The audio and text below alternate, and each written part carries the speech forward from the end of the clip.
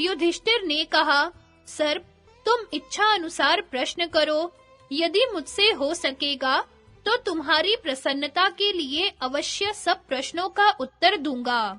सर्प ने पूछा, राजा युधिष्ठिर, बताओ ब्राह्मण कौन है और जानने योग्य तत्व क्या है? युधिष्ठिर बोले, नागराज, सुनो, जिसमें सत्य, दान, क्षमा, सुशीलता, क्रूरता का अभाव, तपस्या, दया, ये सद्गुण दिखाई दे, वही ब्राह्मण है, ऐसा स्मृतियों का सिद्धांत है। और जानने योग्य तत्व तो वह परब्रह्म ही है, जो सुख दुख से परे है और जहां पहुंचकर या जिसे जानकर मनुष्य शोक के पार हो जाता है।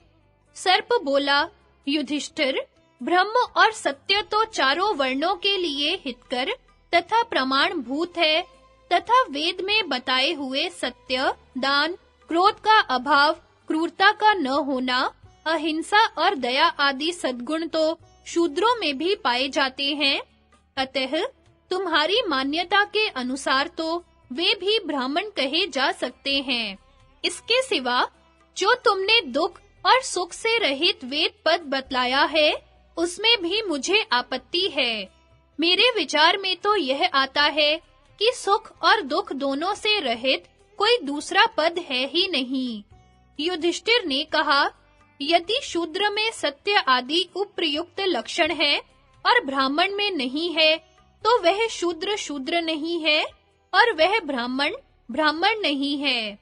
हे सर्प, जिसमें ये सत्य आदि लक्षण हो, उसे ब्राह्मण समझना चाहिए, और जिसमें इनका अभाव हो, उसको शूद्र कहना चाहिए। तथा यह जो तुमने कहा कि सुख दुख से रहित कोई दूसरा पद है ही नहीं, सो तुम्हारा यह मत ठीक है। वास्तव में जो अप्राप्त है और कर्मों से ही प्राप्त होने वाला है, ऐसा पद कोई भी क्यों ना हो, सुख दुख से शून्य नहीं है। किंतु जिस प्रकार शीतल जल में उष्णता नहीं रहती तथा उष्ण स्वभाव वाले अग्नि में जल की शीतलता नहीं होती, क्योंकि इनमें परस्पर विरोध है, उसी प्रकार जो वेद्य पद है, जिसे केवल अज्ञान का आवरण दूर करके अपने से अभिन्न समझना है, उसका कभी और कहीं भी वास्तविक सुख दुख से संपर्क नहीं होता। सर्प बोला, राजन, यदि तुम आचार से ही ब्राह्मण की परीक्षा करते हो, तब तो जब तक उसके अनुसार कर्म न हो, जाति व्यर्थ ही है। युधिष्ठिर ने कहा, मेरे विचार से तो मनुष्यों में जाति की परीक्षा करना बहुत कठिन है, क्योंकि इस समय सभी वर्णों का आपस में संकर हो रहा है। सभी मनुष्य सब जाति की स्त्रियों से संतान उत्पन्न कर रहे हैं। बोलचाल, मैथुन में प्रवृत्ति तथा जन्म और मरण, ये सब मनुष्यों में एक से देखे जाते हैं। इस विषय में आर्ष प्रमाण भी मिलता है। ये यजामहे, यह श्रुति जाति का निश्चय न होने के कारण ही जो हम लोग यज्ञ कर रहे हैं, ऐसा सामान्य रूप से निर्देश करती है। उसमें ये इस सर्वनाम के साथ ब्राह्मण आदि कोई विशेषण नहीं लगाया गया है। इसलिए जो तत्वदर्शी विद्वान है, वे शील को ही प्रधानता देते हैं। जब बालक जन्म लेता है, तो नाल छेदने के पहले उसका जात कर्म संस्कार किया जाता है। उसमें माता सावित्री कहलाती है और पिता आचार्य। जब तक बालक का संस्कार करके उसे वेद का स्वाध्याय न कराया जाए, तब तक वह शूद्र के समान है। जाति विषयक संदेह होने पर स्वयंभुव मनु ने यही निर्णय दिया है। यदि वैदिक संस्कार करके वेदा अध्ययन करने पर भी शील और सदाचार नहीं आया, तो उसमें प्रबल वर्ण संकरता है।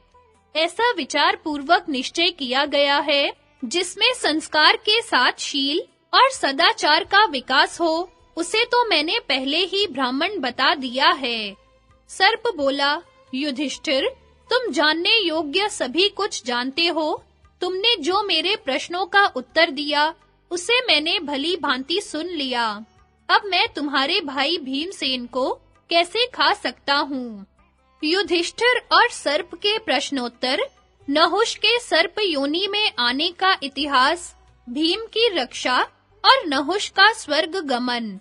सर्प के प्रश्नों का उत्तर देने के पश्चात युधिष्ठिर ने स्वयं उससे इस प्रकार प्रश्न किया, सर्पराज, तुम संपूर्ण वेद वेदांगों के ज्ञाता हो, बताओ किन कर्मों के आचरण से सर्वोत्तम गति प्राप्त होती है?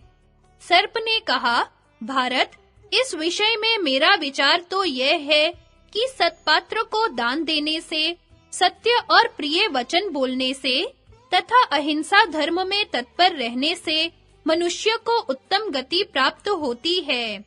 युधिष्ठिर बोले, दान और सत्य में कौन बड़ा है? अहिंसा और प्रिय भाषण, इनमें किसका महत्व अधिक है और किसका कम? सर्प ने कहा, राजन, दान, सत्य, अहिंसा और प्रिय भाषण, इनका गौरव लाघव कार्य की महत्ता के अनुसार देखा जाता है। किसी दान से तो सत्य का महत्व बढ़ जाता है और किसी सत्य भाषण से दान बढ़कर होता है। इसी प्रकार कहीं तो प्रिय बोलने की अपेक्षा अहिंसा का अधिक गौरव है और कहीं अहिंसा से भी बढ़कर प्रिय भाषण का महत्व है। इस प्रकार इनके गौरव लाघव का विचार कार्य की अपेक्षा से ही है। युधिष्ठिर ने पूछा, मृत्यु काल में मनुष्य अपना शरीर तो यहीं त्याग देता है, फिर बिना देह के ही वह स्वर्ग में कैसे जाता है और कर्मों के अवश्यम भावी फल को भी कैसे भोगता है? सर्प ने कहा, राजन, अपने-अपने कर्मों के अनुसार जीवों की 3 प्रकार की गति देखी गई है। स्वर्ग लोक की प्राप्ति, मनुष्य योनि में जन्म लेना और पशु पक्षी आदि योनियों में उत्पन्न होना। बस ये ही 3 योनियां हैं। इनमें से जो जीव मनुष्य योनि में उत्पन्न होता है, वह यदि आलस्य और प्रमाद का त्याग करके अहिंसा का पालन करते हुए दान आदि शुभ कर्म करता है, तो उसे पुण्य की अधिकता के कारण स्वर्ग लोक की प्राप्ति होती है। इसके विपरीत कारण उपस्थित होने पर मनुष्य योनि में तथा पशु पक्षी आदि योनियों में जन्म लेना पड़ता है, किंतु पशु पक्षी आदि योनियों में कुछ विशेषता है।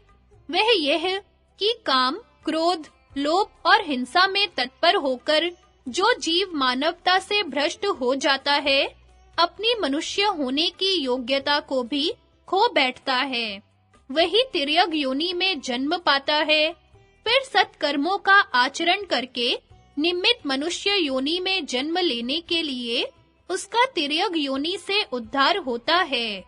इसके अनंतर वह जगत के भोगों से विरक्त होकर मुक्त हो जाता है। युधिष्ठिर ने पूछा, सर्प, शब्द, स्पर्श, रूप, रस और गंध, इनका आधार क्या है? इसका यथार्थ रीति से वर्णन करो। तुम सब विषयों को एक साथ ग्रहण क्यों नहीं करते? इसका रहस्य भी बताओ। सर्प बोला, राजन, जिसे लोग आत्मा नामक द्रव्य कहते हैं, वह स्थूल सूक्ष्म शरीर रूपी उपाधि स्वीकार करने के कारण बुद्धि आदि अंतःकरण से युक्त हो जाता है और वह उपाधि विशिष्ट आत्मा ही इंद्रियों के द्वारा नाना प्रकार के भोग भोगता है। ज्ञानेंद्रियां, बुद्धि और मन, ये ही इस शरीर में उसके करण हैं। तात, विषयों की आधारभूत जो ये इंद्रियां हैं, इनमें स्थित हुए मन के द्वारा यह जीवात्मा बाह्य वृत्ति द्वारा क्रमशः भिन्न-भिन्न विषयों का भोग करता है। विषयों के उपभोग के समय बुद्धि के द्वारा यह मन किसी एक ही विषय में लगाया जाता है, इसलिए एक साथ उसके द्वारा अनेकों विषयों का ग्रहण संभव नहीं है। जिसे हमने बुद्धि, इंद्रिय और मन से युक्त होने पर भोक्ता बताया है, वही आत्मा या अनात्मा के चिंतन में लगी हुई उत्तम अधम बुद्धि को रूप आदि विषयों की ओर प्रेरित करता है। बुद्धि के उत्तर काल में भी विद्वान पुरुषों को एक अनुभूति दिखाई देती है, जहां बुद्धि का लय और उदय होना स्पष्ट जाना जाता है। वह ज्ञान ही आत्मा का स्वरूप है और वही सबका आधार है। राजन, बस यही क्षेत्रज्ञ आत्मा को प्रकाशित करने वाली विधि है। युधिष्ठिर ने कहा, हे सर्प, मुझे मन और बुद्धि का ठीक-ठीक लक्षण बताओ। अध्यात्म शास्त्र के विद्वानों को इनका जानना अत्यंत आवश्यक है। सर्प बोला, राजन, बुद्धि को आत्मा के आश्रित समझना चाहिए, इसलिए वह अपने अधिष्ठान भूत आत्मा की इच्छा करती रहती है, अन्यथा वह आधार के बिना टिक नहीं सकती। विषय और इंद्रियों के संयोग से बुद्धि उत्पन्न होती है और मन तो पहले से ही उत्पन्न है। बुद्धि स्वयं वासना वाली नहीं है, वासना वाला तो मन ही माना गया है। मन और बुद्धि में इतना ही भेद है, तुम भी इस विषय के ज्ञाता हो, तुम्हारा इसमें क्या मत है? युधिष्ठिर बोले, बुद्धिमानों में श्रेष्ठ, तुम्हारी बुद्धि बड़ी उत्तम है। तुम तो जो कुछ जानना है जान चुके हो, फिर मुझसे क्यों पूछते हो? तुम्हारी इस दुर्गति के विषय में मुझे बड़ा संदेह हो रहा है। तुमने बड़े-बड़े अद्भुत कर्म किए, स्वर्ग का निवास पाया और सर्वज्ञ तो तुम थे ही। भला तुम्हें कैसे मोह हुआ जो ब्राह्मणों का अपमान कर बैठे? सर्प ने कहा, राजन, यह धन और संपत्ति बड़े-बड़े बुद्धिमान और शूरवीर मनुष्यों को भी मोह में डाल देते हैं। मेरा तो यह अनुभव है कि सुख और विलास का जीवन व्यतीत करने वाले सभी मनुष्य मोहित हो जाते हैं। यही कारण है कि मैं भी ऐश्वर्य के मोह से मदोन्मत्त हो गया था। इस मोह के कारण जब मेरा अधः पतन हो गया, तब चेत हुआ है। अब तुम्हें सचेत कर रहा हूँ। महाराज, आज तुमने मेरा बहुत बड़ा कार्य किया। इस समय तुमसे वार्तालाप करने के कारण मेरा वह कष्टदायक शाप निवृत्त हो गया। अब मैं अपने पतन का इतिहास तुम्हें बता रहा हूँ। पूर्व काल में जब मैं स्वर्ग का राजा था, दिव्य विमान पर चढ़कर आकाश में विचरता रहता था। उस समय अहंकार के कारण मैं किसी को कुछ नहीं समझता था। ब्रह्म ऋषि, देवता, गंधर्व, यक्ष, राक्षस और नाग आदि जो भी इस त्रिलोकी में निवास करते थे, सभी मुझे कर दिया करते थे। राजन, उस समय मेरी दृष्टि में इतनी शक्ति थी कि जिसकी ओर आंख उठाकर देखता, उसी का तेज छीन लेता था।